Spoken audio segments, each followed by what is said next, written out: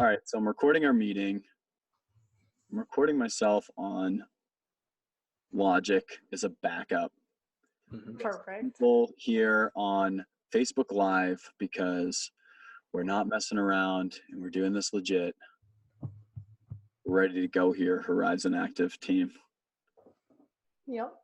All right, welcome to the Waking Up From Work podcast. This is episode 29. This is your host, Dave Swillem. We have Ryan out actually at Tupelo's in Derry tonight going to see Drew, the comedian, who we're trying really desperately to get on the podcast. So we're kind of a split team tonight, podcasting, Horizon Active, and out actually at events in Derry today. So we're split team right now, but right now I have Horizon Active out of Durham, North Carolina. Formerly, I met Drustin, Sabin, and Sarah Manzoni at Plymouth State for my undergrad, actually. And so I just met them as friends and people, and I've just kept up with them because they're doing some cool stuff.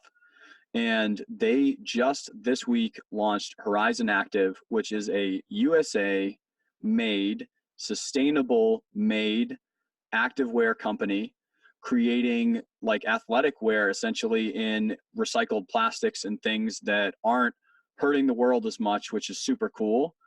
And they just launched this week, and we are the first podcast to hang out and talk with them a little bit about their brand. And I'm sure that they're going to tackle a lot others, but we were there first. Okay.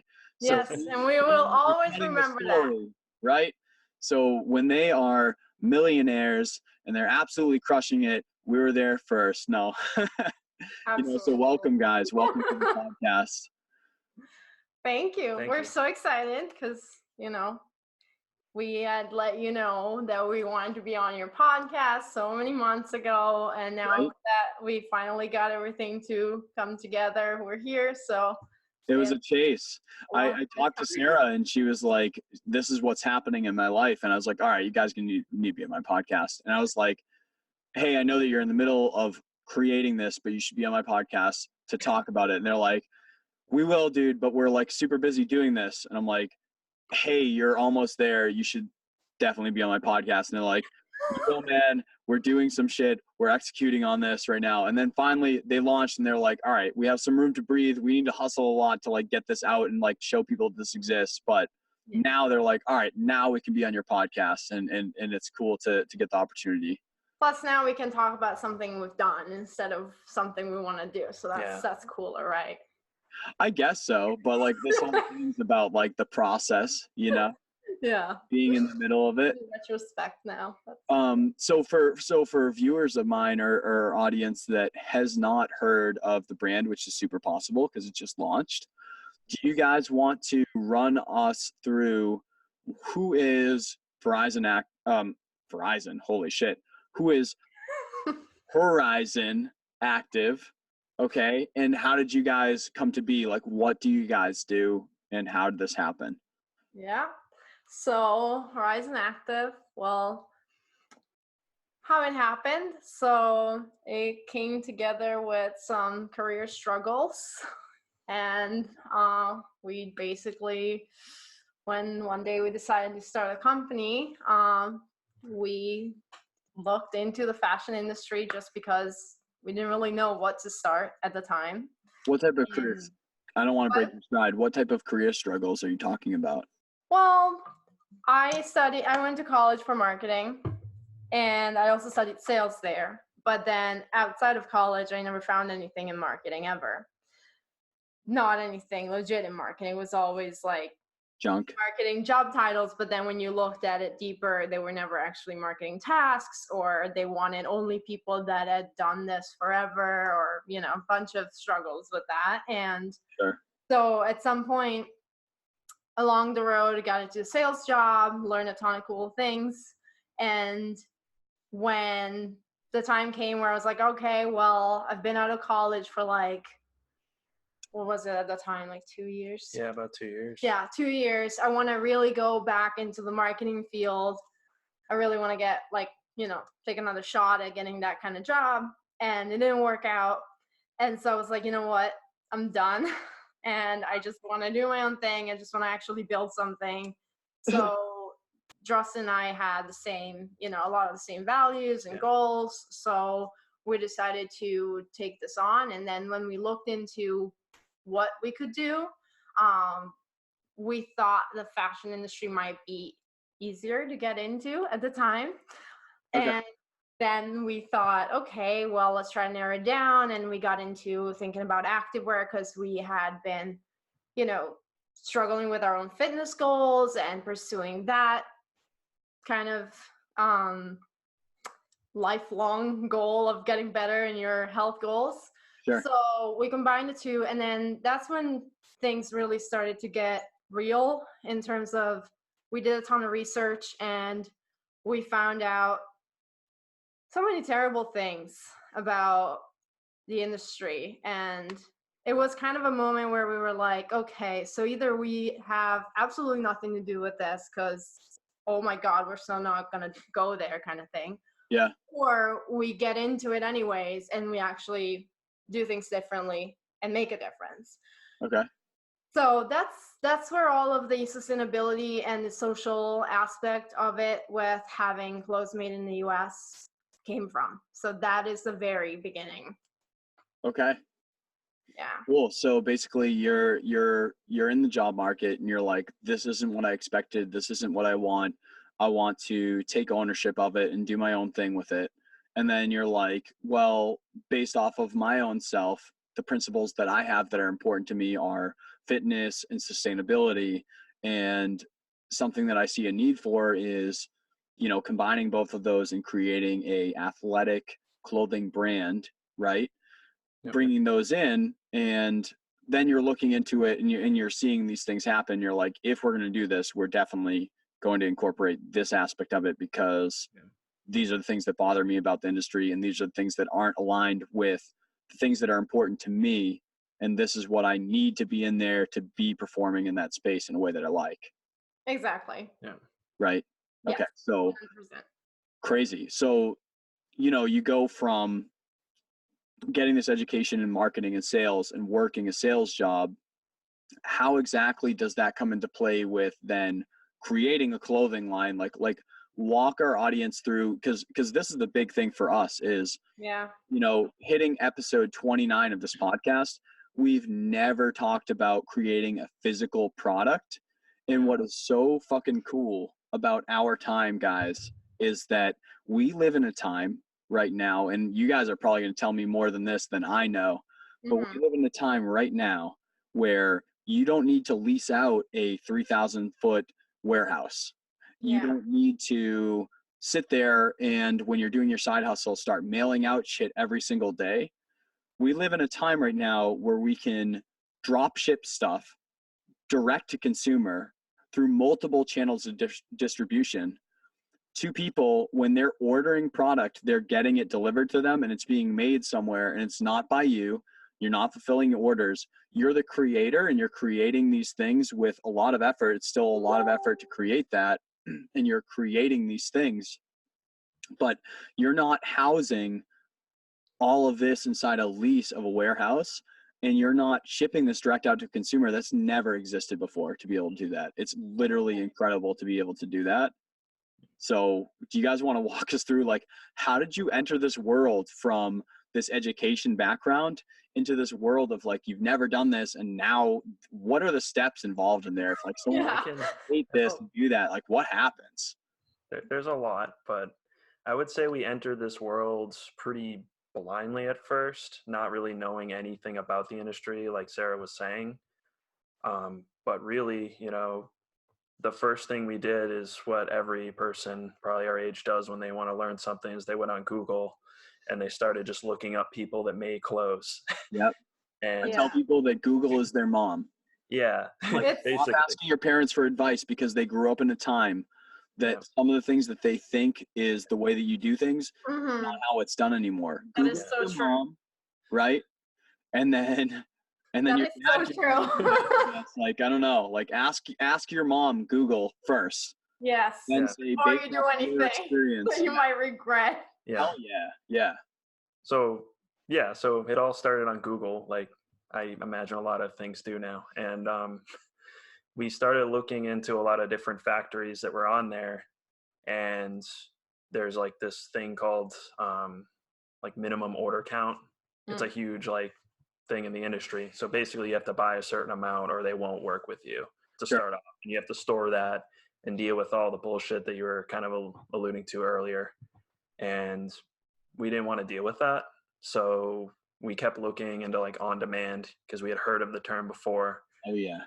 But it kind of, at first it was a little discouraging because on demand was immediately like being associated with buying some like random product like overseas. You have no idea who's making it. You have no idea what the quality is really going to be until you get it. And that's kind of the case for any way of buying products as a company. You have that risk. If you look into buying overseas or even in the country, if you don't go actually visit where stuff gets made, you can get anything. Okay. That is not what you want. Yeah. And, it also creates like a detachment from the process. Like you're not really going to know what's going on across the world in the factory, like how they actually made your clothes, like what they're capable of doing, not capable of doing. That's going to be really hard to do unless you have like millions of dollars to have some guys out there like doing all the legwork for you. And obviously most people starting out aren't going to have that. Yeah. And right. To avoid that, we started basically narrowing down our search. We're like, all right, we want it on demand, but in the USA, one, because of the complications that I mentioned, and then two, because of the ethical, complications that Sarah already alluded to. Sure. And then once we did that, things started coming up. So we did that. We started finding a few options. We got some sample products of theirs and kind of just sifted through, a lot of different factories and products until we found one that we felt had hit the standard that was appropriate. Sure. Once we did that and we narrowed it down, we went out to the factory itself because that was really important to us to have full transparency on how the stuff is made. Because unfortunately, just because something is made in the US doesn't mean it's actually done ethically in the US. So it's not just like a thing where it's like, oh, it's made in, China, so it's unethical. It's like, no, it can be made unethical anywhere if someone feels like it. Yeah, I mean, exactly. So it was really important to us to go out there and see the factory, meet the people that were running, the show there. And basically once we did that, we started, this is kind of getting into the next stage of things, I guess, but we started getting more into the design process. And I mean, that is a whole nother thing. I don't know if you want to take over on where you with that, Sarah, but I dropped a lot right there. So for the audience, like, so you guys know, like, I think I put it out on the Facebook group before. I myself am thinking about creating a clothing line and like keeping it way more basic than these guys where like they are all in and they're going to crush it. I wanted to just be like folded into the Waking Up From Work podcast or Crawl Space Audio or the things that I'm up to and just be a part of my life. Because if you were to talk to my wife, Megan, you would talk to her and ask her how long it took me to get ready to get out of the house. It takes me like an additional 30 minutes and I have zero makeup to put on because I'm so effing critical about should I be wearing navy blue or should I be wearing this? And I don't know why I don't know why I'm like that, but like I'm super about it. And so I was like, you know what? I like fashion. I'm going to come out with my own line. And so I heard what these guys were doing and I wanted to cover physical products, but I also wanted to get into like, how does one, for me, I don't know if it's the same way for you guys. I've never designed anything like that, but I'm very creative and I'm able to create, but I need people to lean on for their strengths of like, this is my vision, this is my idea, and I can tell you everything that I want it to be. And I can mold when you're working with things to say how close you are to what I'm thinking. How do you go from creating this idea in your head and working with people to create that? What resources did you use to create it? And how did you do that? So basically the design and the manufacturing processes really overlapped. Because like Drustin was saying, we took a decent amount of time to find a factory, and we went into the industry not really knowing much about it. I mean, we know about it as consumers and what people might want or what our needs are. Like you say, like you go out the door and you know that you want to feel confident because you want something that represents you and your identity. So we knew that kind of stuff, obviously, but Yeah. we had never worked for some fashion, I don't know, whatever, like nothing. Yeah. So basically the way it started is I just started drawing some ideas that I had just, by hand on Yes. paper. Okay.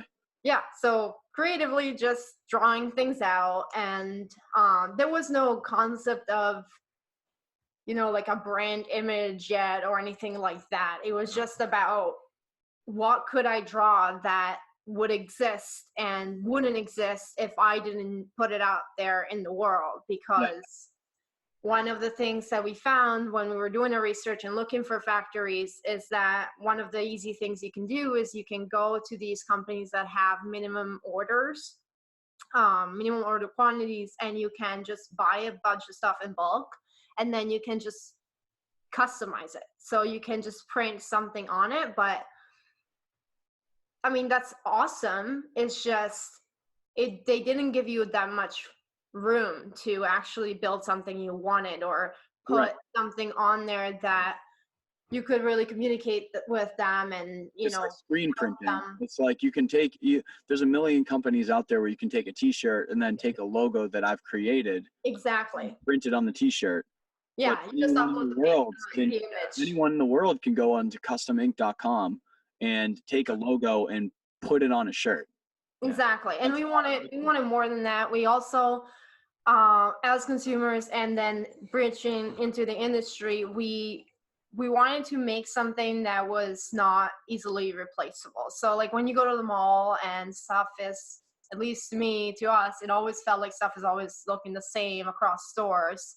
There's not that much of a difference. I mean, the only things where you really find a big difference right now are either designer brands, which obviously are like $300 for a shirt. And okay, I don't know if I actually want to spend that kind of money on that stuff. Never mind if I can. Not me. So most people can't anyway. So there's either that, or now there are starting to be e-commerce stores where they are putting, some cool prints on them, customizing things in a way that's a little bit more artistic. And so we wanted to go the extra mile and actually not just do, a digital print or something, but create something, some design. So we started from that, and then it took a long time to actually, during our research on finding a manufacturer, finding one that fit the criteria, and also learning with all the conversations on the phone with them about how they would work with us. And so that's how you also find a factory that you can actually build what it is you want to build that you have in your head. Because when we started, we didn't know how it was going to work. We had no idea. So and then looking back, we're like, well, that made sense. You can't know what you've never done before, but you do know your values. So if you stick by those, you can still achieve whatever it is you want. You just need the time to actually explore and learn.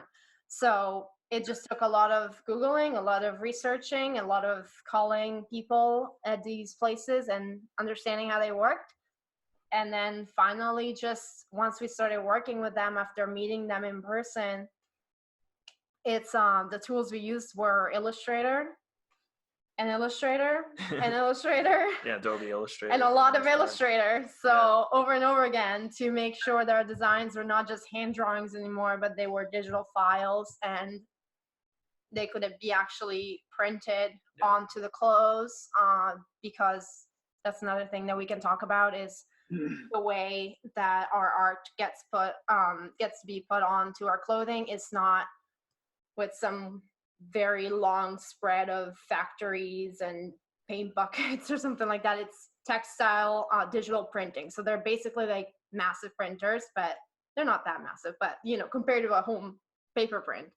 printer. They're really big and they just print straight onto the fabric. So Right. it's way more sustainable because of that, because it saves water, because, you know, there's no paint leaking everywhere, all that kind of stuff. So Nice. the process is more about adjusting with what you find and seeing how you can match it with your values. And then in terms of the skills, you just kind of have to learn as you go. I mean, I guess from like a starting point, you definitely want to like digitalize whatever drawing you have, because that's, Yeah. you know, that's not like a technical document really, you know, it's like an idea, right? But you have to start somewhere. So once you have that, then you're going to probably want to, especially if you're starting out, work with a factory that has someone there that can help you get that into more of a technical like format so that it can be printed. I'm kind of avoiding like industry terms here to keep it a little more generic, Straightforward. and more straightforward, understandable. but you're going to like work with them, hopefully, you know, if they're a good factory for you, and they'll kind of give you pointers on how things should be set up in the files. And it is trial and error too, right? Like Yeah. you'll have like your first prototype made, like say you do a drawing, you get it digitalized, you have some like measurements in there as well, and then you're like, all right, let's just like see how this looks, and then you'll get the first one and you'll probably be like, all right, so this needs to go to the left like 5 inches or so. Like you start to kind of like narrow down the flaws in your technical document, I'll call it. They call them like tech packs usually, or there's like a million. Tech pack is the term that I think that's as you the start, official term that they you'll see a lot. And it's Okay. and that has like all the measurements and details on everything. Like just if you looked at any piece of clothing and you started measuring all the lengths of everything, that's all in there. Exactly. And once Did you you do have that, to do things to scale inside that Adobe Illustrator, or or were you able to work with a design team to like help you do that? so Both. it's kind of both. So when you start out, you don't really, obviously you're not like drawing to scale like this, but when That's insane. once you get the tech pack sorted out, you'll put it more into a pattern, they call them, and that's what is actually printed out and cut. Yeah. That is to scale, and that's also usually in, there's a bazillion programs that open these. I forget the file extension right now, but it's just like an Illustrator file, but to scale, like you just kind of alluded to. Basically, what you do is you start with your idea, whether it's on paper or if you're like super digital, you can just start on a tablet or Illustrator, just with your computer, whatever it is. And that is just what you think it's going to come out as. And then once that is ready and as precise as it can be, then the patterns that Drustin just mentioned, that is just basically a fancy term for pieces of clothing. So like if you were to take your, the t-shirt and it has the front piece that is sewn together with the back piece and then the sleeve, each one of those separately before they're assembled and sewn together, they're called patterns. So those absolutely need to be to scale, because that's where everything gets, printed on in whatever technique they use. Right. Yeah. Because like for me on the outside, where like I haven't been in this process at all, I've only done like band merch where it's very simple. It's literally printing. I have a logo that's generated from someone where I'm working with that creative to create that, and that's part of the process, is creating something that's the idea that you have, Absolutely. But then when it's time to screen print it, I go to a screen printing company and I say, I want this to be a full chest piece. And that's done. There's nothing else to it. Whereas like now I'm like just at the very beginning of looking into creating like maybe some like like some patterned like short sleeve shirts for males that have patterns on them, right? Graphic, graphic, but the pattern would be something that I created. And that is more complex, where it's like now it's not a screen printed shirt in any way. It's not something that you press on the shirt. Now that's probably digital, where it's like integrated into the shirt. Correct. That's exactly it. So digital. And then like to create that pattern, I bet you it's less complex than I make it, but you get into like, it sounds like you folks you worked with your manufacturing facility to go all in with their own in-house design team in what you were able to do with Adobe Illustrator to work all in one section. Where I also know people that do some things where they're doing like they're working with freelancers to create designs, and then they're approaching, Yep. Yeah. you Yeah. know, I mean, it's Yeah. it's up to you, like So- what you want to do. You just either Yeah. do it yourself or you outsource it and then you work with the factory. Yeah. right. The only thing I would say is that if you do go with a freelancer, the only disadvantage, and I mean, it's not necessarily a disadvantage depending on your relation with that person, is that you're not going to be able to prototype it and like fail fast, you know, because like there's a very slim chance that that first draft of what you did is going to be right. Like Right. almost impossible. Like it's just, Difference you don't know between until an idea and then like wearing something like especially for an athletic brand over anything. Like with me preparing for this half marathon that I'm doing, there is such a difference between like there's a million types of shorts out there. Right? There's the shorts that I've had since I was in high school that I've just kept on holding on like a ridiculous like storage rat, right? We all have those. And I have those, right? And then when I'm running, I'm like, this is perfect for the 5Ks that I've run all my life, right? And then when I'm getting to like mile 8 or 9, I'm like, this is the worst thing to have on me ever when I'm running for literally like, say like I'm doing like the half marathon portion. I'm literally running for like 2 hours straight.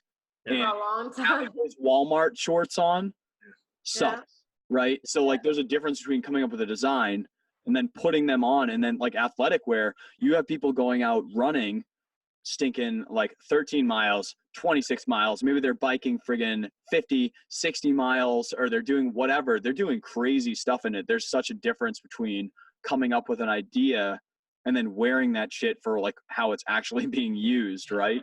Yeah. Did Yeah. you do stuff like that where you're like, all right, this is my idea, and this stripe is like, going across my face right now, and I'm also gonna run this, and you're like, this is not practical. Did you run into stuff like that where you're through the process of the prototypes where you're like, this is not real life yet, I don't think we ran into it like at the face of the prototypes. We ran into it more before when we chose what manufacturers to go with. When we were getting samples of things that they do and seeing the quality, and that's when we were like, okay, so this is not gonna work, or this looks like a child's shirt instead This of is made of straw.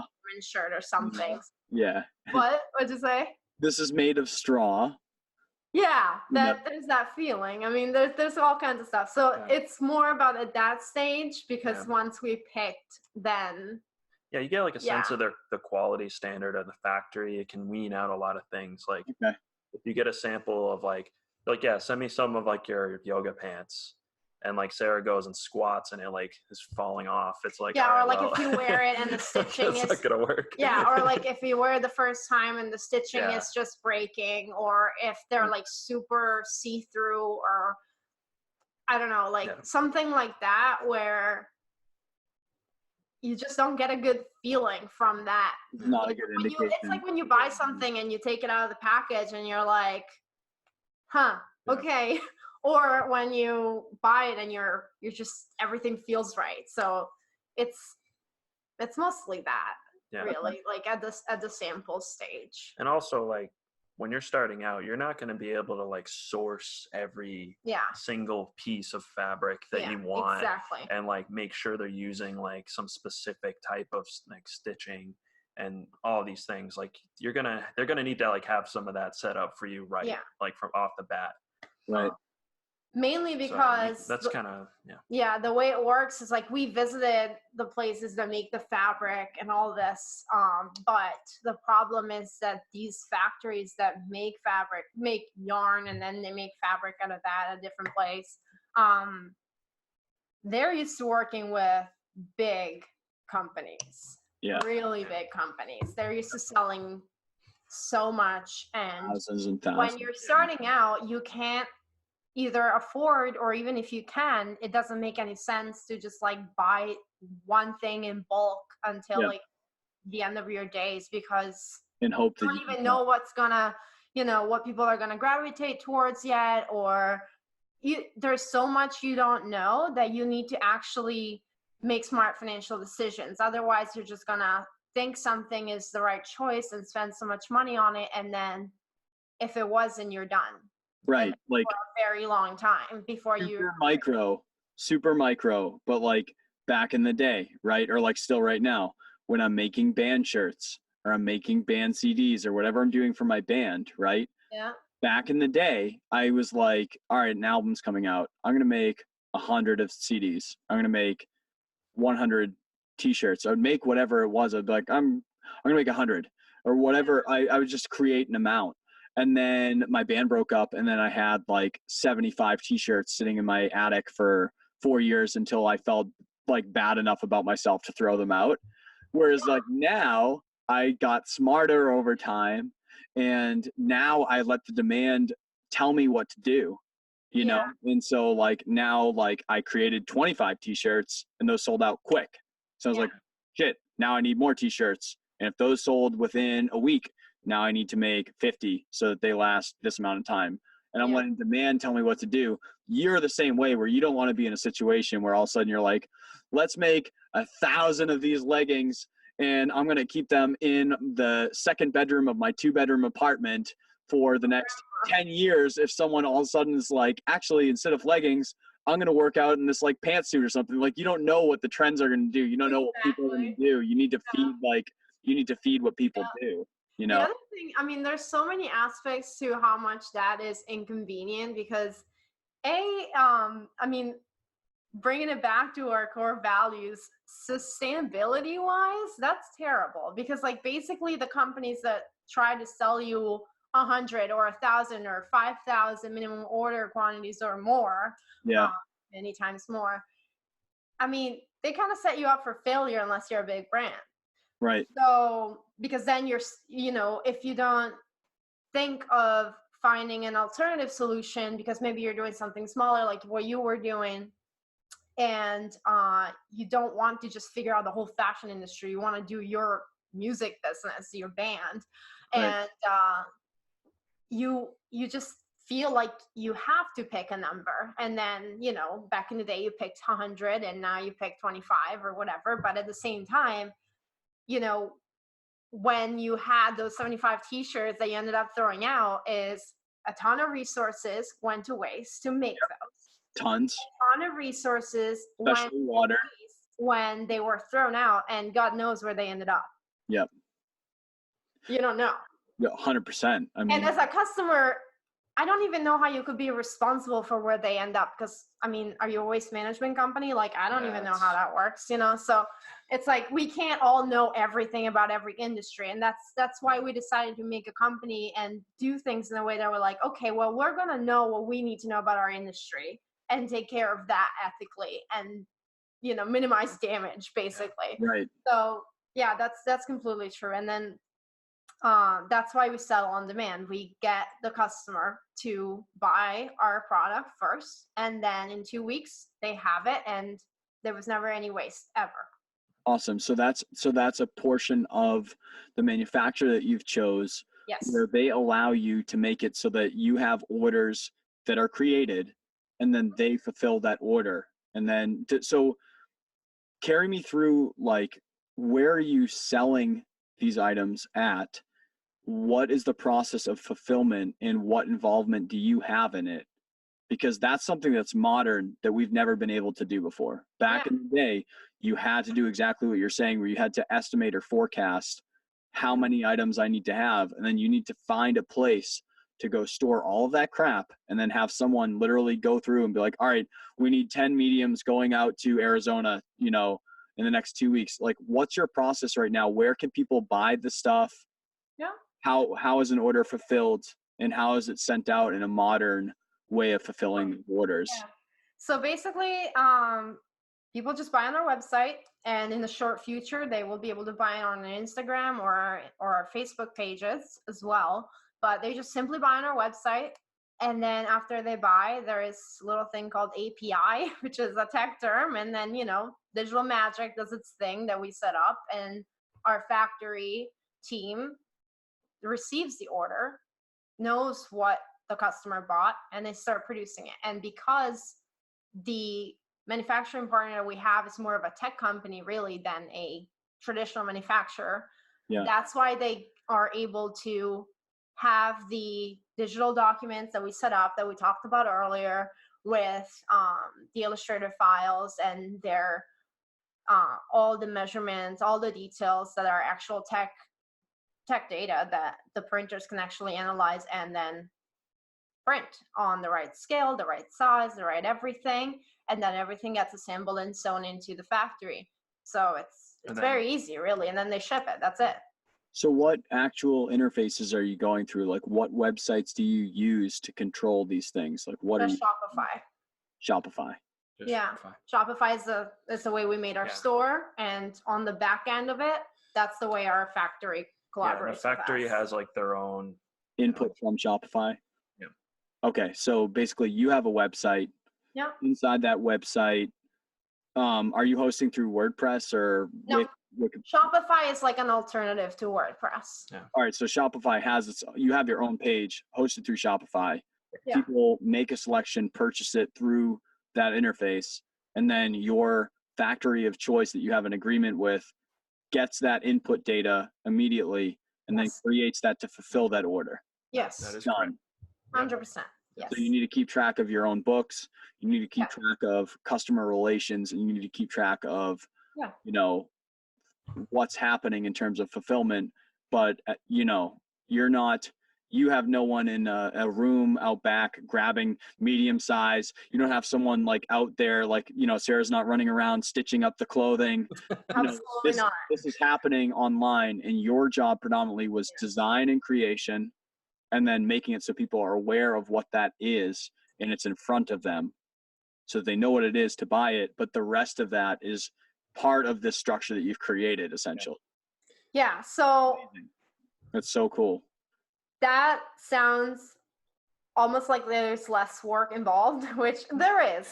But I just want the audience to get the right idea that, you know, or yourself, when you get into doing it, these advances in technology, the fact that you can go and open your own website, the fact that you can contact a factory, even though there are very few, that will work in a more technological 2019 kind of way that ends up being sustainable and all of that.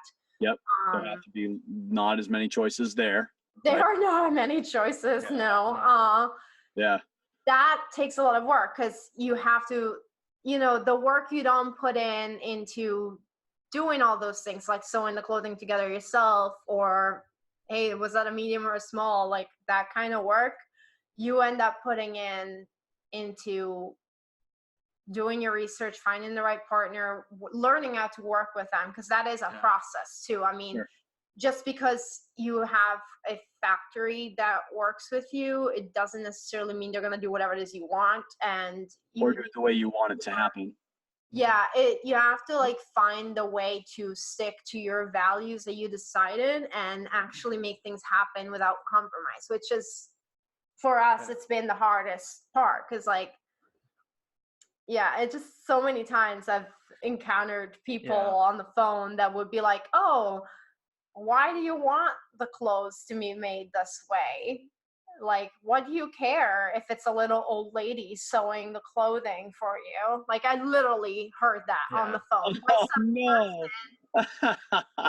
Yeah, exactly. By some person. Why do you care if all of our workers are just sitting in the sewers? The sewers are the best part for us to have our workers in. That's literally what he was saying. And he was like, I've been in the industry for 30 years. And I'm like, yeah, okay. Like, wonderful. Great for you. That's 30 years of pure hatred. I am so proud of you. Yeah, 30 years of, you know, exploiting people, going without responsibility, socially, sustainably.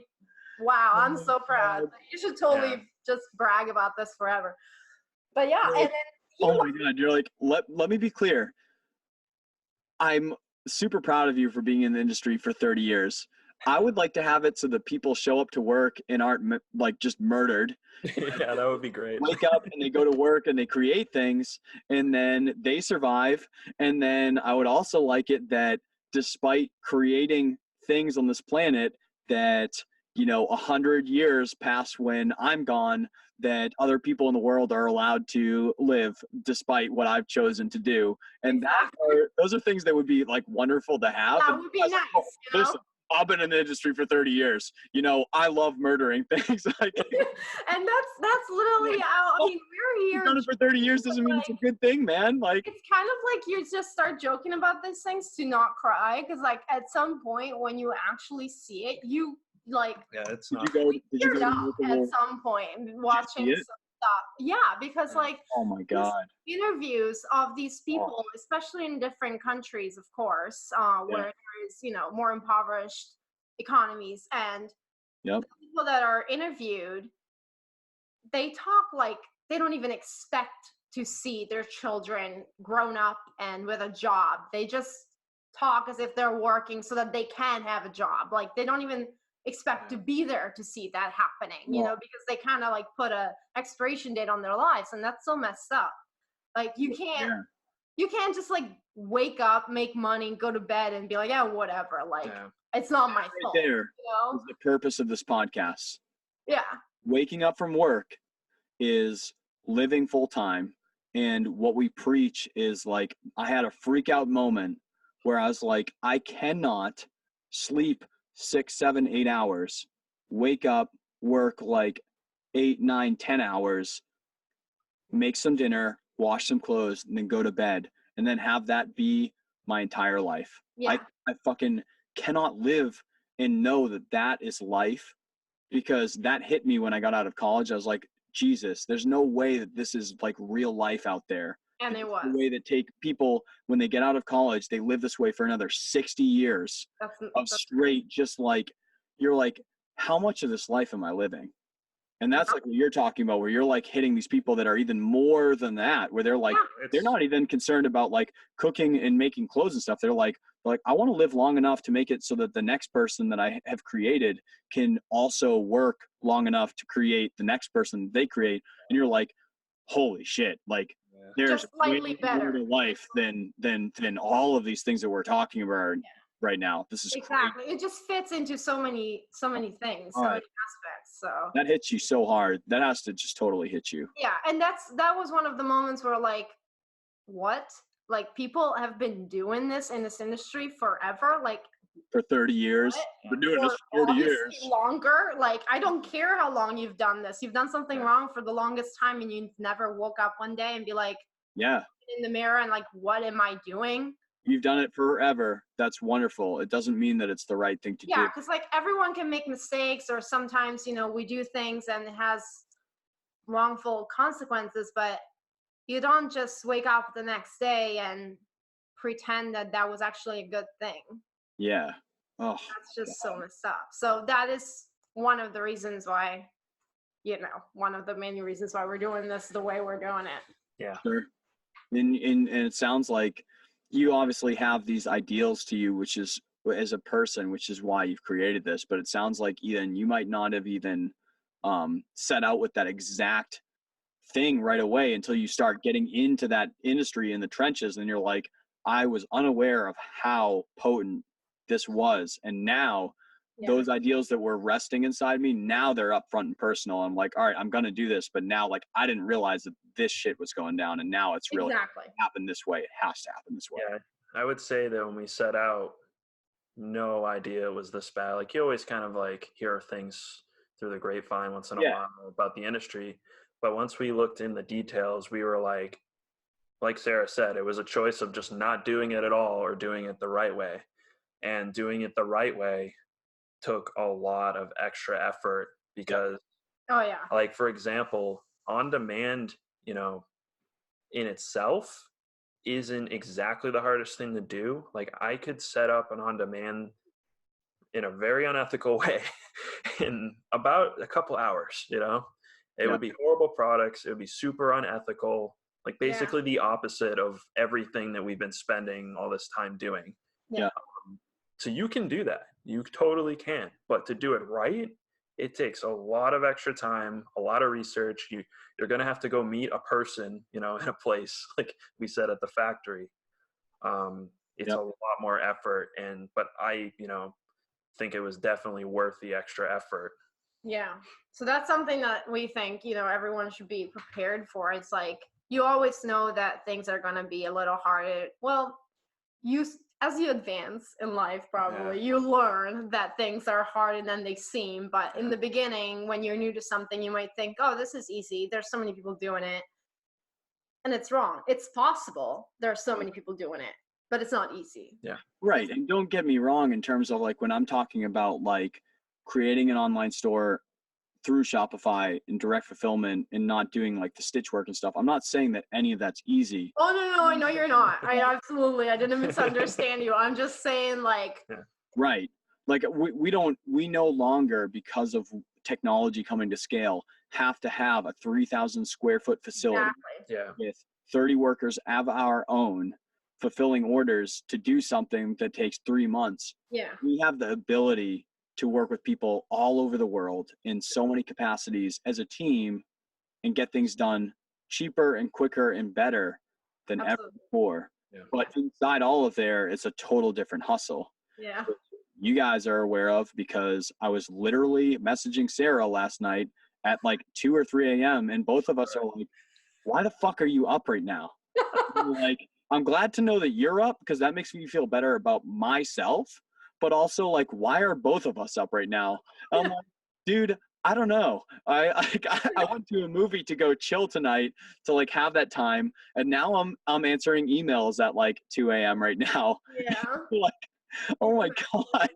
So there's a whole different type of hustle that's been created. So like maybe you don't have that like 3,000 square foot warehouse to do it, but maybe you're answering emails at like 2 or 3 a.m. after you went out for a movie on Friday night. So it's like, you know, different type of hustle, but not necessarily a lack of hustle in this time period. Yeah. Right? Yep. 100%. I mean, there's nothing else to add to that. It's just 100%. Yeah. My God. It's just you're constantly mentally working. So even if you know, there are things that you don't have to do manually, it just, your mind is constantly forever on. Yeah.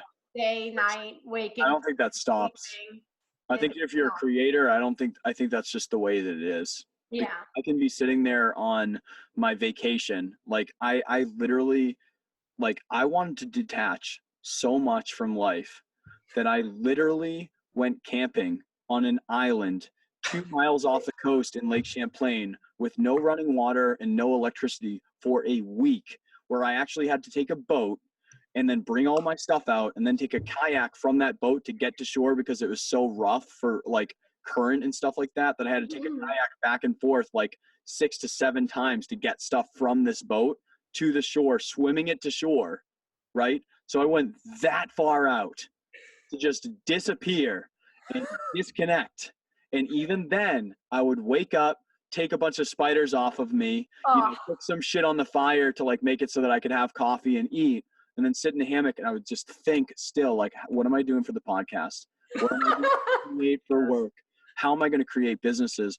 And it's just like, once you've broken that and you're just like that way, it doesn't stop happening. Because it changes. It happens at like a lesser pace where it's still chill for you, because like I can wake up in the morning at 7 or 8 a.m. on vacation and I can think ideas and it's relaxing and it's cool for me. Yes.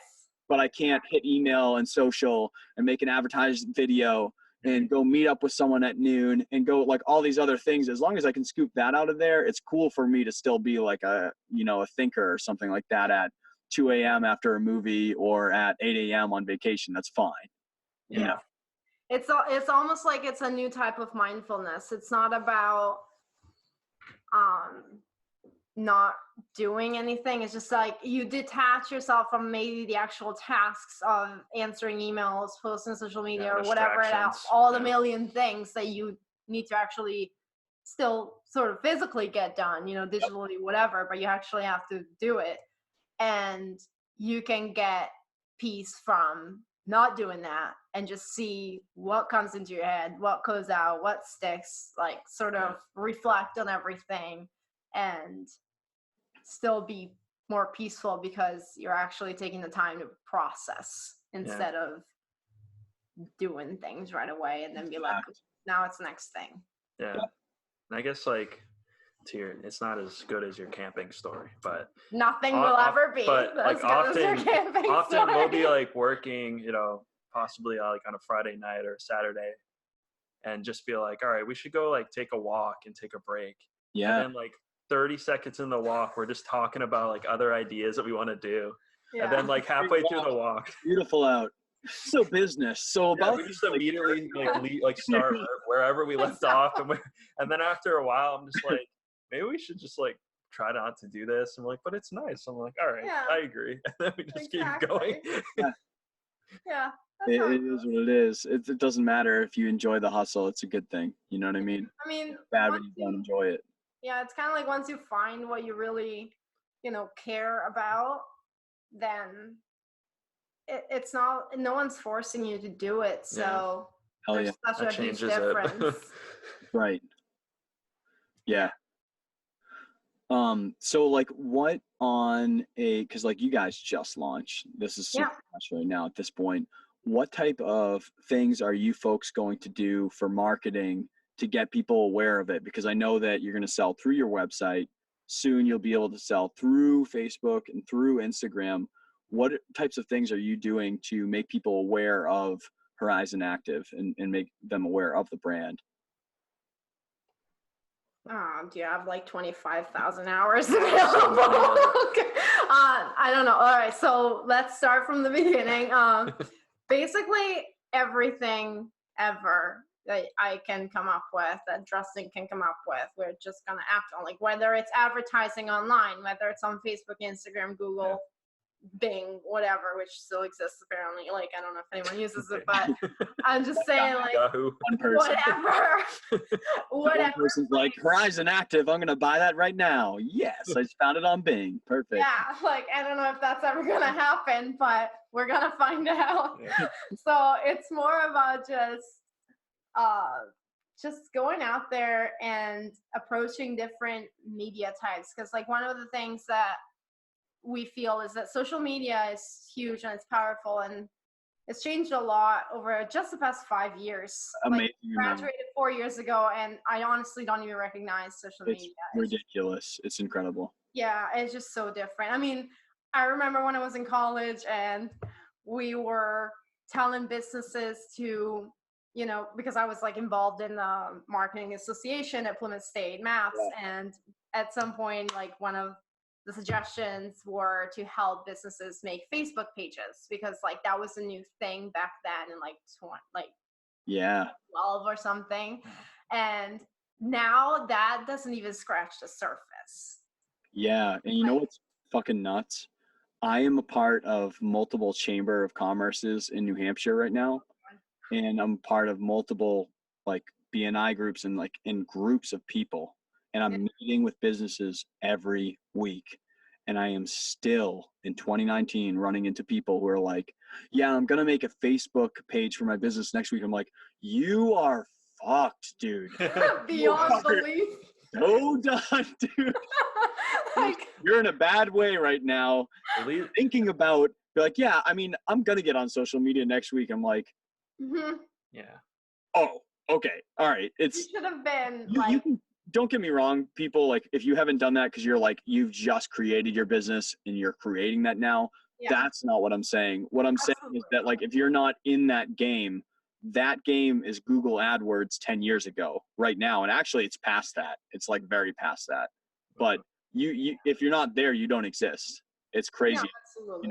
And it's also a fact that like, just because physical businesses like, the mall, I mean, stores there, I mean, there's like companies going bankrupt left and right that are traditional companies and brick and mortar and all that. Just because those are going away because they don't work anymore, it doesn't mean that there weren't elements of that do work. So 100%. For example, like when you will go to the mall and you go to a store and you would see some product like 20 times in a store before you bought it, you had the chance to see it just because you were walking around, and the store could have been like, oh, I'm not monetizing, like, oh, let's just like put this product and put it in back and forget about it. Let's not advertise this product in our store. Yeah. And then the 10th time that you want to go back and buy it, it's not there anymore. That wouldn't have worked out very well for them at the time. Now they're doing different types of mistakes, obviously, but before, when stores actually worked. But it's the same thing digitally. Like you could easily set out, some marketing campaigns, some advertising, something, and then freak out over the fact that your ads aren't converting or something, you know, because like people in the industry get very obsessed with little terms and numbers and all of that. And it's not that they're not important, but sometimes they forget about the actual people that they're doing it for, which is their customers. So you actually have to think, okay, well, let's give people a way to actually see our stuff, get comfortable with the fact that we exist and we're not just going away tomorrow. So social media is a great way to do that, because a person's not going to buy something the first time. I mean, whether it's us or someone else, they need to see it and then see it again and see it again. And eventually, either because they got their paycheck or because they want something new now, or because whatever, you know, stars align in their world, then they're going to go for it. But if you don't have that place where they can keep seeing your things, that's never going to happen, because you're not going to be top of mind once they do want to buy what you're selling. And even if you have a website that's out in cyberspace, no one's going to care. No one's going to know or remember. Right. Social media is huge. Awesome. So website, and that fulfills all types of actual ordering, and then social media that like keeps reminding people, hey, we exist, and then channeling people to that website, right? Also, in the short future, people will be able to buy on social media too, but Love that, like shopping like different, on that picture. I love that. That's really cool. Yeah, exactly. Yeah, Instagram, I mean, for your brand, in my head, Instagram's got to be like, that's got to be such an awesome tool. That's going to be one. Athletic brands on Instagram seems to be such a huge deal, right? Absolutely. I mean, it's only the beginning, right? Yeah, I know. And that's like when like I'm trying to explain to people, like with this podcast, I don't make anything. I lose money on this podcast, but I meet people all the time past what I would ever do. I mean, I obviously met you folks, but like we're more connected now that we've done this. But like just with everyone, I meet people that I would never have met sometimes because of this podcast that I wouldn't if I didn't podcast. And then sometimes there's people that I did know, but like I never sat down and had dinner with them, or I never sat down and like had a coffee with them. And having that podcast with them is meeting them in a way that like now all this random stuff happens afterwards. And it's kind of the same way with like the other stuff that I'm doing for content. Like just this week, me and Craig Holland Illustrations came out with a comic slide. Yeah, we saw that. I love it. That's awesome. I love the comic. Yeah. You've heard that shit before, haven't you? Oh yeah, that hit hard. I like this comic a lot. Yeah, I know. It's the cookout, and they're like, "What are you trying to do?" I'm making an active clothing line that I'm going to sell direct to consumer, and they've been doing it for 30 years, and they're like, "That's not going to work." Exactly. Get out of here, man! You don't know. And but like I made that comic, so Craig and I worked together, and I paid Craig to make that. I am about to pay for Facebook and Instagram ads to like make it so that people see that comic, right? Because Instagram and Facebook have my not made yet children owned by now, right? And people sometimes ask me, they're like, why would you pay money to do this podcast, then pay money to market and pay money to make this comic book and things like that I'm creating? And it's because I truly believe that if I pay right now, that at some point it's going to return to me. And the reason is because of exposure, because like you're saying, you'd hit someone 15, 20 times with something to know that it exists and get familiar with it and comfortable. And now like, you know what, actually that makes sense because of, you know, I'm training for this half marathon and I need this top right now because this is an issue for me. Right. Yeah. And it's the same way. It's like, I believe that if I pay these things, then the people that see value in what I do will then be able to see it because I'm paying to allow them to see it, because people have created a way that they see it that way that I had to pay for. Yeah. That will eventually, you know, monetize in some form at some point in my life. And I'm just not concerned with it at this point in time, despite, you know, it's not like I'm made of money. I just believe that returns in that way at some point. The other thing is basically you're just rejecting the possibility of having a fear-based mentality. Yeah. Right. I'm not sitting there, how many conversions do I have off this comic book? It's like you can't just freak out over every single, you know, dollar you spend, because the other thing that there's to it is you're going to learn a ton of stuff. So just because you do something and you spend money on it and it doesn't give you a sale right there and then, it doesn't mean that you've wasted your time or your money. It's something that goes towards your business. It's something that you will see information that comes back from that, and you will learn what to do differently. Yep.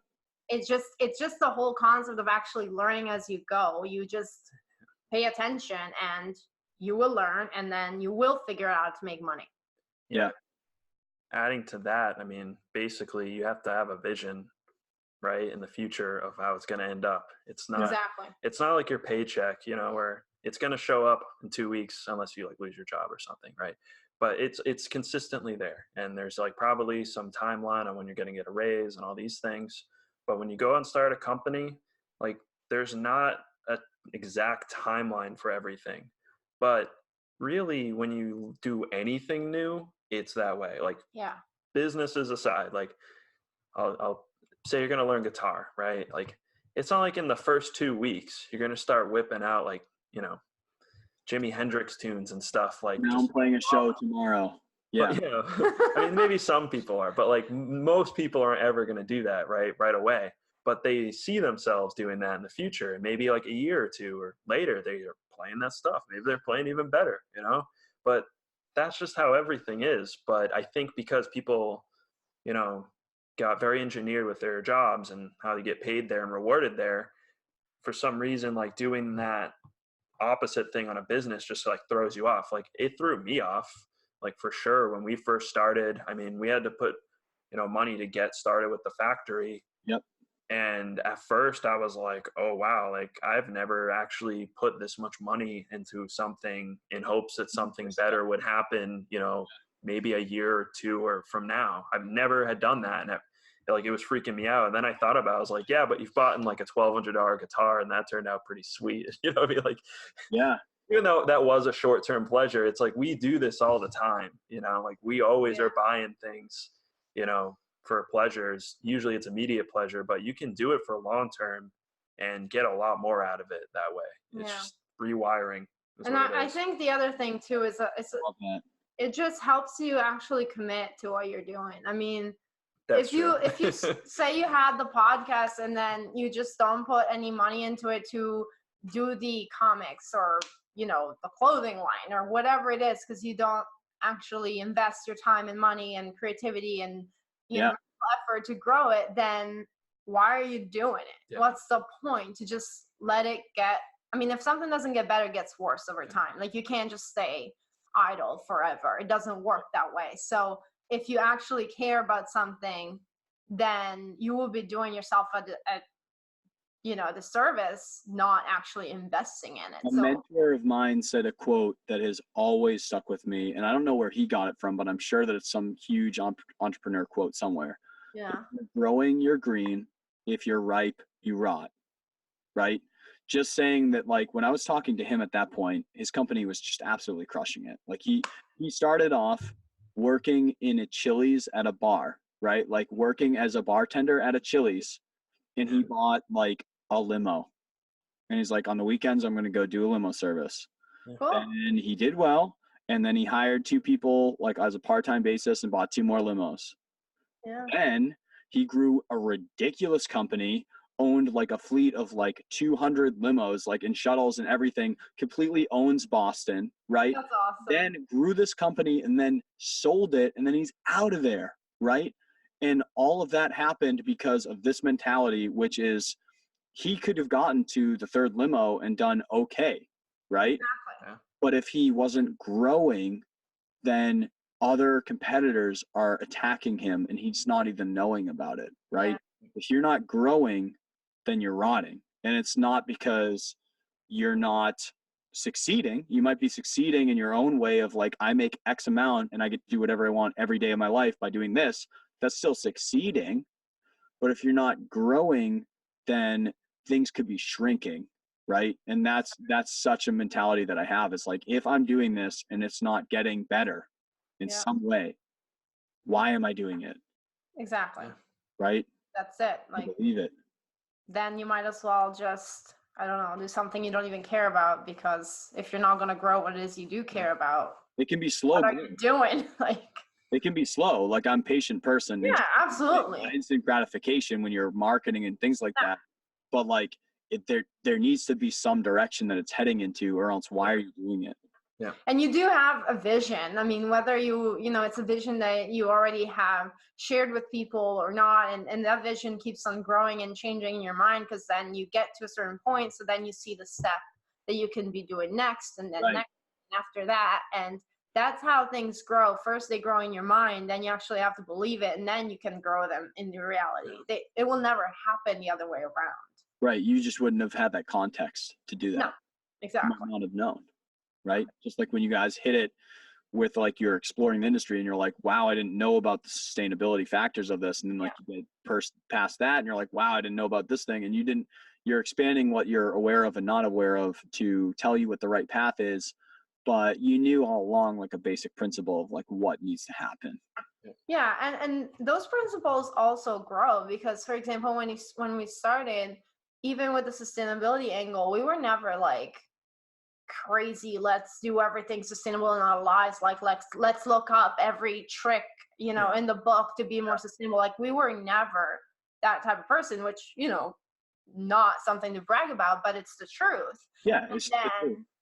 But then there was that turning point. There was that turning point, because once we probably didn't care because we didn't know enough, and we never exposed ourselves to it, and nobody else exposed themselves enough or in the right way or whatever. There was a combination of things. And then when that turning point came and we're like, wait a minute, like, chemicals are being dumped in rivers and giving kids malformations, and then they're gonna die before they hit puberty. What? Like, God. that's like, that hits you, and it's like, yes, I might not be doing that myself. I might not be causing such a great disaster personally, but if I just let it happen once I know about it, isn't that kind of the same thing? Yeah, you're not at, like, Marshall's and you're, like, looking at that, like, panda t-shirt and you're reading it and you're, like, reading the tag on it, and it's like, oh, will cause malformations and murder fucking 13-year-old children. And you're like, shit, I'm gonna stay away from this shirt. You're not like living life and like seeing those things. Yeah, but then, like, when you jump into it, then it's pretty apparent, like, right away. Yeah, and you're that's like, also you're seeing things and you're like, wow, my scope just grew, and now I know more where I need to go all in of, like, what I need to do to do things. I would say, like, even more boldly, like you were just saying, like, from a customer perspective, like, you're not seeing that, right? Yeah. So really, it's the responsibility of the companies to step up and do these things, right? Because it's not like every person could be an expert in every single industry and know everything that's wrong about every industry and how to be a better person in it. Like, that's an insane expectation to put on the everyday person. Exactly. I mean, like you said, people are going to work, coming home and watching, like, Breaking Bad and eating a pizza and passing out a lot of the time. Like, that's like, when are they gonna, like, start reading about, like, all the issues in the garment industry? They're not gonna be doing that. Exactly. Like, and they probably don't want to do that. We're gonna finish Breaking Bad. Afterwards, let's check out that news article specific to garment industry of what we're wearing for shirts. Yeah. All right, And then it's like, next week, let's check that out. It's like, yeah, once you're done with that programming, like, let's go start looking into, like, cars and seeing how, like, how messed up that is. And then we'll get into the precious metals using phones and how awful that is. And it's like, people aren't going to do that to themselves. Because you and can't. I don't think they should, because it's an insane expectation. Like, as you learn, you'll care about those things, but you can't expect someone to learn everything and be aware of everything. That's crazy. So it comes back to the company. That's a fair statement, dude. Yeah. That's such a real fair statement of, like, how, like, real life consumer expectations and in real life is, because that's where you get into it, is like, we all, I think for the most part, all people want to be good people. Absolutely. Exactly. We all want to be good. We don't, no one goes out there and buys the shirt and it's like, hey, let's F this planet up. This is exactly. Like, I've got this brand new purple shirt. I absolutely love what that ink process does. I like just shitting all over this one country that produces that no one's like going out there like, how can I just dump on the planet? But like, just as we grow and as leaders in whatever industry that you are, you know, like me, like I'm in the audio industry. So I like to try to keep, you know, high fidelity audio. I like to keep real creative where people are creating things and it's something that's from the heart and it's right away.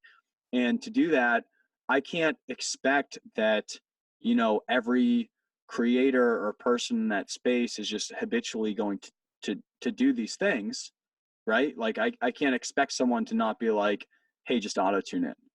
Yeah. Or I can't expect someone to just be like, can you just put that in time? Right? Because they're just doing what they're doing in their space. But I, as the person in that profession, in that industry, can lead things to be like, you know what?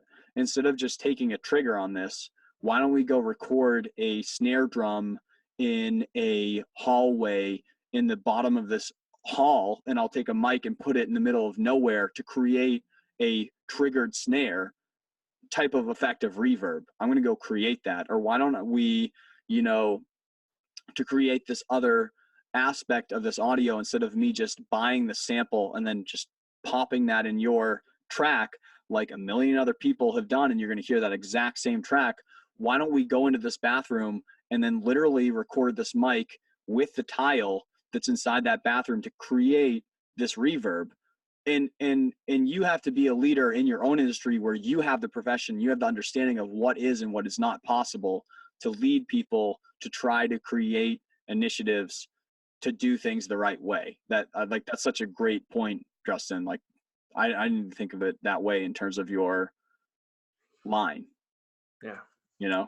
Yeah. And I guess that's like something I would say to anyone like getting into industry is like, it's a lot of responsibility, right?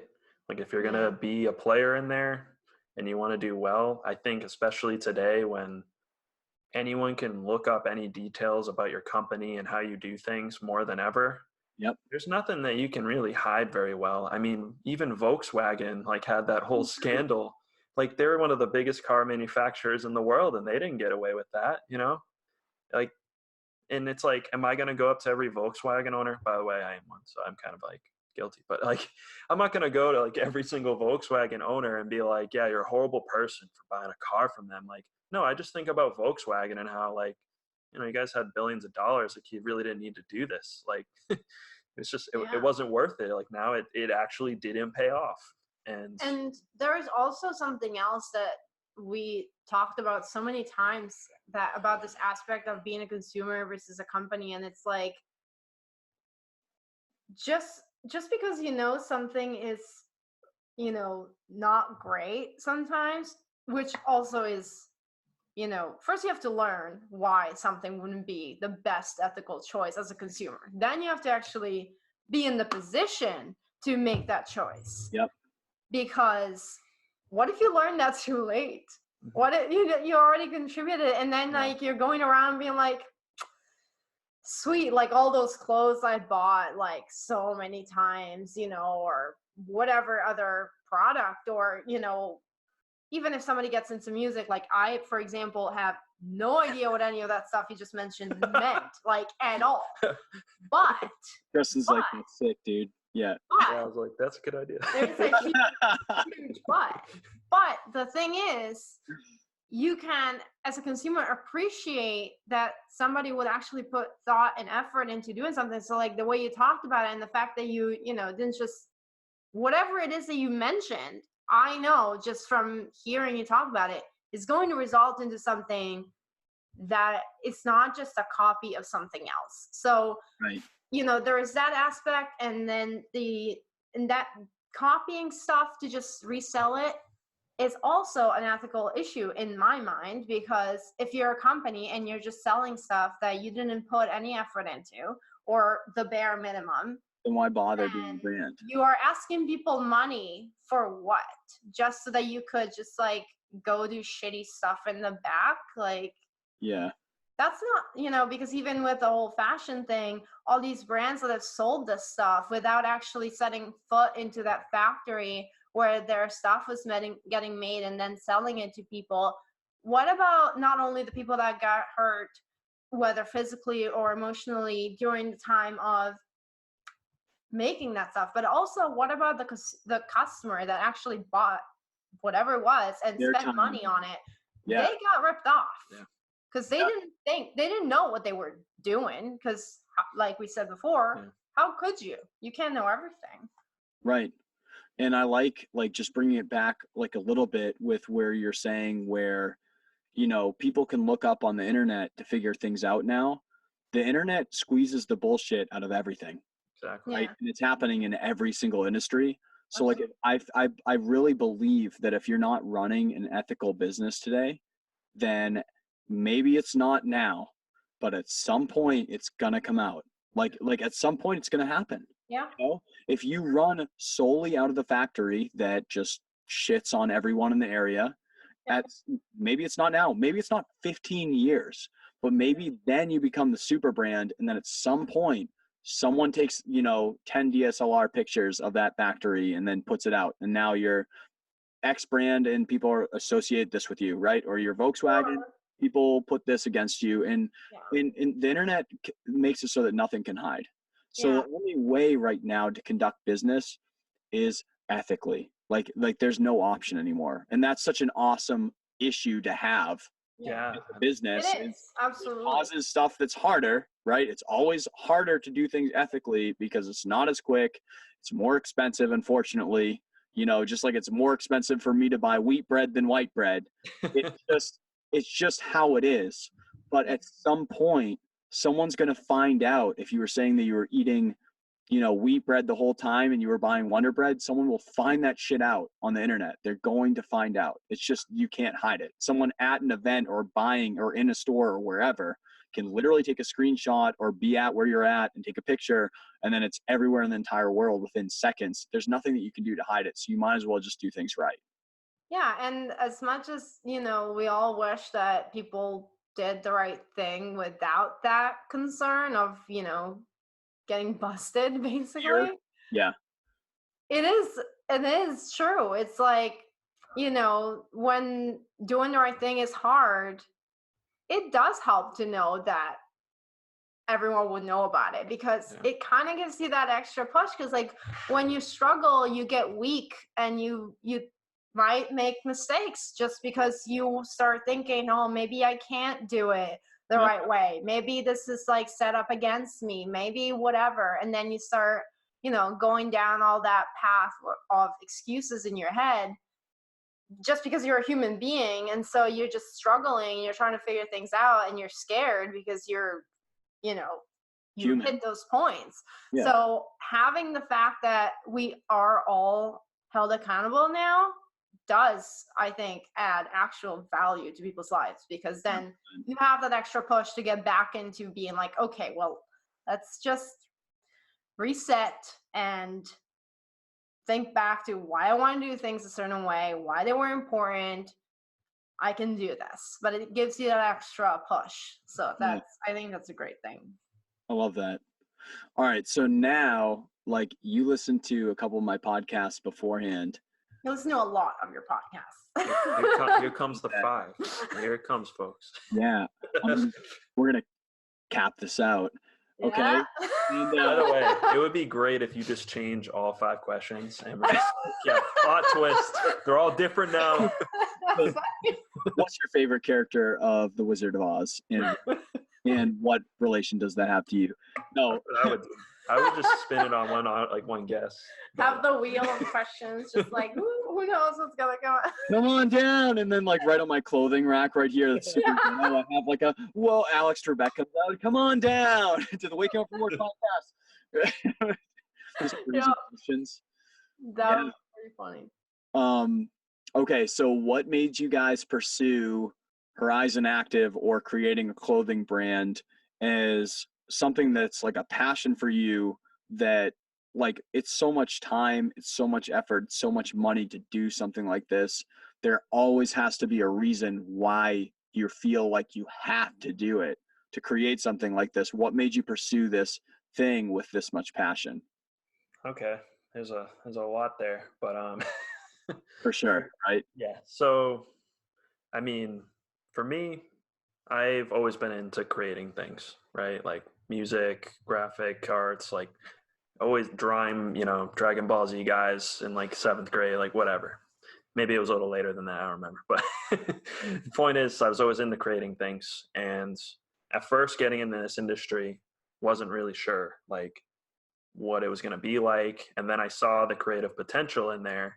And I realized that like I can apply that creative mindset to this industry in a lot of different ways, like through the marketing, through the photography, through the designs. And it like just started like hitting all these parts of my brain that like those other things I still do today as like hobbies or just whatever. And it was awesome. And I was like, wait, and this is also a business at the same time. Like I'm not just doing this Yeah. just to do this. So it kind of opened up this door that I had not really seen before. Like before I just did stuff because I liked it. Now I do stuff because I'm going to grow it and, make money through it, and I like it. Like that's awesome. Like you can have all of that. I And know. then on top of it, to speak to like your audience, and I guess the title of the podcast, like no matter what job you get, you're not going to be able to do like all the things that you might want to do, at that job. Like even if you got a job in marketing, like you're not going to have full control over every single thing in the company that you may want to have control over. Yeah. Like maybe you want to take the photos, maybe you want to do the audio, but then they are like, no, the audio guy does that. And you're like, yeah, but I want to do it this way. And it's like, Yeah. there's a lot of bureaucracy and like moving parts in a company, and it creates limitations. When you do 100%. your own thing, the blinders, the limitations are gone, and it puts a lot of responsibility on you, but it's also like completely awesome because you're part of everything, and you're not going to get that in a job. I just don't think it's possible. I don't either. Yeah, I absolutely. don't either. And at a lot of jobs. Yeah, like in every job it seems that I get, I see the same thing happen where like I'm like, oh, I'm going to do this job and that would be better. And there are things about it that will be better and help me grow. Like there's not like negative things, there's positive things that come with it. But the end, like the way that my brain is wired is I need to create over and over and over again. And the only way that I feel that I'm able to create fully in that capacity is by doing it myself. I have to do it myself. I have to. It's Yeah. just the way that I think, I feel like when that hits you, you're like, you don't have another way that you can, there's no other mode.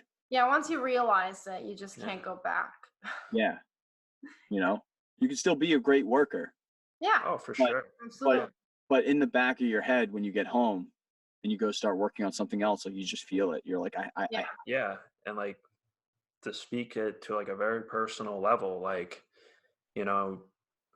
if you're having that feel when you're coming home that you could have maybe done something else, with that day or like additionally, then Yep. you should like don't think that like, oh, I'm gonna switch jobs and like that void is gonna be filled. Like it might have for a little bit, but eventually you're gonna have to face yourself. You're not gonna be able to like hop position to position. Like at one point you're gonna get to this realization, like I gotta do that thing that I always wanted to do, or I need to at least try to create something on my own. Like maybe you don't even know what it is yet, and that's totally fine. Like Sarah and I had a lot of ideas before we got to this idea, and it was a matter of picking this one and starting. And I encourage that to anyone. Like don't get too caught up in what you already know how to do or what your like favorite hobbies are or anything. Like you'll be able to apply that to any business. And that's like one of the very fortunate results of what we've done, is that I've been able to apply like this creative mindset in a totally different way that I never would have thought of. Yeah. And I'm loving it. It's awesome. Like I think others would as well. And the other thing is for me, and just one of the many things that we've always talked about during this, is taking control of your life. Yeah. Because even though you're not going to make money right away, you're not, nothing happens overnight, or you cannot make anything happen overnight. Yep. Just whatever job you might ever have, whoever you are, whatever you can do, it's not going to last forever. And when it ends, unless it's probably not going to be on your terms, it's going to be on theirs. And it's like either you implement change or you suffer from it. So, I mean, I think I don't know, just generationally, but a lot of people before us, they just went to work expecting to be given things, and they sort of passed that on to us. I mean, it just so many times, even on your podcasts or conversations, we've always like went back to that whole college concept of, wait, is it worth it? Is it not? And all these things. And Yeah. it's like, it's worth it if you know what you're doing it for, because the concept that we were passed on during college, that one isn't worth it. And that concept was, be the best Go to person you can be college, for then you get somebody else to hire you Yeah. for your dream job. Yes. And that doesn't exist. And I just want to say that loud and clear. Your dream job does not exist. And unless you make it. And even when you make it, the following day or the following month or the following year, it's not going to be the same. So you're just going to grow, and you're going to learn new things. You're going to learn new information, new skills. You're going to be exposed to different experiences, and you're going to change. So if you actually do something that brings value to your life, you're not going to stay the same person. So whatever dream job you might think you have in your mind, either it doesn't actually exist out there, or it will not stay your dream job forever. Yeah. And even if it stays your dream job for a long time, you're still not in control. So they might lay you off, or the company might go under, or like endless possibilities. And why? To do something for somebody else? Yep. Like you're going to make your whole life about that. Yeah, your whole life for someone else. That's correct. Not even in like a way that you're like trying to like just better something for someone in terms of like donating. Like it's not like you're giving your whole life for cancer or something. Like you're like donating your life for a cause. It's like you can't just give your whole life to X job that realistically a piece of paper of an entity that is legal and has a bank account that is the company who hired you, and then that's that's just that would hurt me, I think that hurts everyone. It doesn't seem to with everyone, but I think it does. I think it does too. Crazy. Because you can't just live off of that. So in the process, what is the worst decision you guys have made? Like, what's the thing that if someone else is like, I'm going to go make a physical product, or I'm going to make my own clothing brand, what's something that you've learned along the way that despite what you learned from it, you would be like, don't do this. I don't recommend doing that. Yeah. So a big thing was at some point we were trying to get some freelancing help for the design process. Okay. Because before we completely learned the skills ourselves of Illustrator and also, assembling garments and all the information that goes into it. Yeah. Before we did, we thought we could save time by having somebody else put our idea into some file, something concrete. And that was a huge mistake, because the problem is not necessarily the hiring freelancers is a mistake. I think it's more about the expectation. So we had the expectation of saving time because somebody else was going to know better about our business. Sure. And instead we were completely wrong, and we ended up quote unquote wasting, because like you said, you always learn from the experience, but we did waste that time and that money because that person, even though once again they said they had a ton of experience and all of that, because they had to sell their service. Yep. They didn't want to actually make our idea happen. They just wanted to go into their job that day, do what they were comfortable with, and get paid. Yeah. And I am absolutely not saying that every freelancer out there is like that, but if you make the choice of going for a freelancer, that can happen, especially if you don't know them personally, or if you've never done it before, if you don't know what to expect. If you put too much trust into what someone else says about what the outcome should be, it's always going to be more limited than what you want it to be. What service was that through that you went through? It was the process of putting our artwork onto the pattern, so the pieces of the garment, and like lining it up right, and the measurements, and making sure that the fit will go well and all that stuff. And at the time, we didn't know how to do that ourselves, and we didn't know enough about what went into that process, and so that's why that person ended up wasting a ton of our time. Because where'd you find that freelancer from? Online. No, like what service? Like, yeah. I think we I don't even I think we found it was not just on through some Google. website. Like, it wasn't through like Fiverr or No. anything like that. It was just like through their Their their own direct website. Yeah. Their website. Okay. Because we were looking for something specific, so like many times that's where you find it. Cool. Okay. Cool. Flip side, what's the best thing that you guys have done in the process where you're like, damn, we like killed it by making that decision. That was the best decision ever. Sticking to our values, even though it took longer. Nice. For sure. I can't say that any better. That's like, even though it was harder, it was worth it to be able to speak to it, with the confidence and, that we have on this, podcast here, and talking about that sustainability angle is worth it. It was so worth that. Yeah, because it was truly very much harder than it could have been, and it took a lot longer. But now you get to go to bed at night. Exactly. You get to go to bed at night. Kind of. You went to bed at like 2 a.m. last night or something. Yeah, so you kind of didn't go to bed. After that, you get to go to bed. You sleep good when you go to bed, Yeah, exactly. But that's true. It is hard. And the main thing with that is that so many people just tell you it's not possible because they don't want to make it possible. Yeah. And then they try and discourage you because they want to satisfy their ego and tell you that they know better and that they've done this before and all the blah, blah, blah that goes on forever. Oh my God. All of this is that comic. Yeah. All of this is that comic, Drustin. Yeah. Right?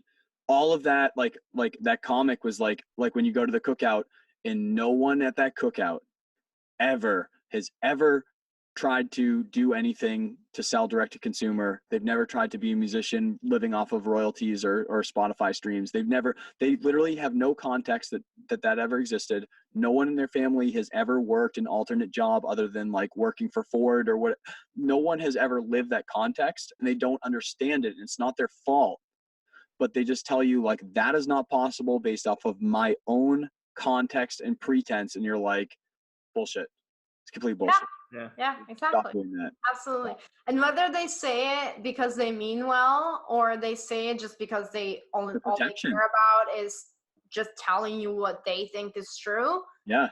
The reality is it still doesn't matter, and you should never let that discourage you, because so what if their experience tells them that it's not possible? My experience tells me that a lot of things are not possible, but I haven't done everything I could ever do. Like, just experience told people that flying wasn't possible, and then people created a plane and flew off of a cliff. iPhones, smartphones, like everything that exists today was possible at some point. Everything. Yeah. Literally everything. So what? Doesn't make any sense. So like, is there any book, video, or podcast, any type of like learning thing that you would recommend to the audience, even specific to creating a clothing? Are there any resources that you'd recommend to my audience that would be helpful to them? I guess for books, I'm looking at the title of the book over here, so I didn't forget. I like stashed it in the corner because I always forget names. Small Giants by Bo Burlingham. Okay. That's the first on the podcast. Cool. First on the podcast, yes. No one's mentioned it yet. Nice. I feel so hip. Drustin brought it first. First podcast to bring Horizon. Let the record say. First time that Drustin bought it. So yeah, the book's about it's about companies that are small but very successful. Love that. And for you, they talk about this record company. Like I said, I'm very bad with names, but there's a record company that was created in upstate New York. I think it was in Buffalo, and they're a really small record company, but really successful because just the way they did things was so amazing. And Okay. I won't spoil like that because it's like a huge chunk of the book, but I would recommend it just for that section alone for you. Okay. I've got like 7 Audible credits, so maybe I can get on this. It's a great read. And it talks, there's a lot of other industries in there that they tap in on. So it just really shows that like you don't need to be this massive corporation to, one, do amazing things and to be extremely profitable. Awesome. Like there are some examples in there of companies run by like 2 people that make millions of dollars. Yeah. So that changes your mindset on what a company is. So I would read it for that reason alone. That's so legit for the modern time. And like, that's like goes back to like when I was like trying to express to people the way that you're able to accomplish this is you're 2 people, right? Yeah. In a clothing brand that thousands of people have access, like who knows, millions. I mean, who knows? It's At some point, yeah. because it's not you 2 people that are making a product, and that's just incredible that can happen. It's not, it's not the 1800s where if you want to make 1,000 products and then bring them to 1,000 people, you need millions to do that, right? It's ridiculous. It's unbelievable. And then for me, the book that I would recommend is actually like the job that I had before doing this was selling solar. Okay. Door. And that is the job in which I've learned more than anything else. And with that job, with that sales training, there were also like a ton of books that I read and that they suggested. And one of them was Sell or Be Sold by Grant Cardone. Yeah, he's a monster. Yeah, and he is. And it's like, it's a great book because it helps you shift your mindset and it helps you understand that, first of all, sales is something that's not comfortable, period. And for most people, it's even less comfortable because maybe like, their personality doesn't align, or they're more introverted, or I don't know, whatever it is, or they've never done anything like that. Yep. But it gets you into understanding why it's so important for you to come out of your shell and really ask for what you want, ask for what you need, because so many times we're just taught and raised and conditioned to just sit there and be a good worker bee and wait for somebody to come out and just give you this awesome reward, that if you just do things the way people ask you, then there's gonna, like, someone's gonna reward you for it. Yeah. And it gets you to change from that mindset and really own the fact that you want what you want for a good reason and you should go after it. And then it also teaches you how to do that. So I think it's a great book for a lot of, for everybody, really. That is a good recommendation. I agree with you. Even if you're not in sales, people, that is a very good book to just understand the way that you want to communicate your message and the way to approach situations on a day-to-day basis, I think. Yes. Absolutely. All right. So people are like, damn, I'm getting ready for my half marathon and I need some active wear and I don't want to crap on the planet. I really want to be good and I want something in the US. How do people keep up with you guys? Like, where do they find your stuff? Where do they keep up with your journey when they want to follow you guys? Absolutely kill it. How do they follow you? So our name is Horizon Active on everything. So on Facebook, on Instagram, our Shopify store is horizonactive.com.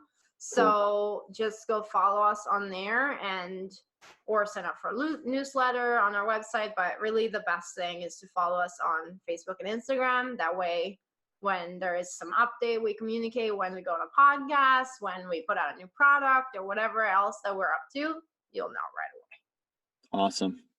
Okay, so you guys heard where you can find the stuff and keep up with Sara and Drustin. If you want to see my show notes on this, you will go to wakingupfromwork.com /show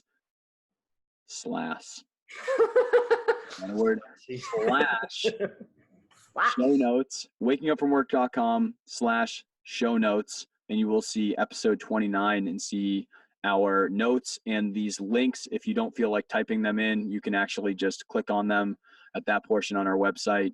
And this video will be out to YouTube as well as on a podcast and micro content on Instagram, because I want to be wherever you peeps are at, because I know that you're busy too. So thank you guys for being on the podcast, Sara and Drustin. Thank you, Thank you. for having us. We Waking Up. finally made it happen. Everything Yes. came together. So Live from North Carolina. we're really happy that we it made was it awesome. onto this podcast. Yeah. Hell yeah. Absolutely. All right.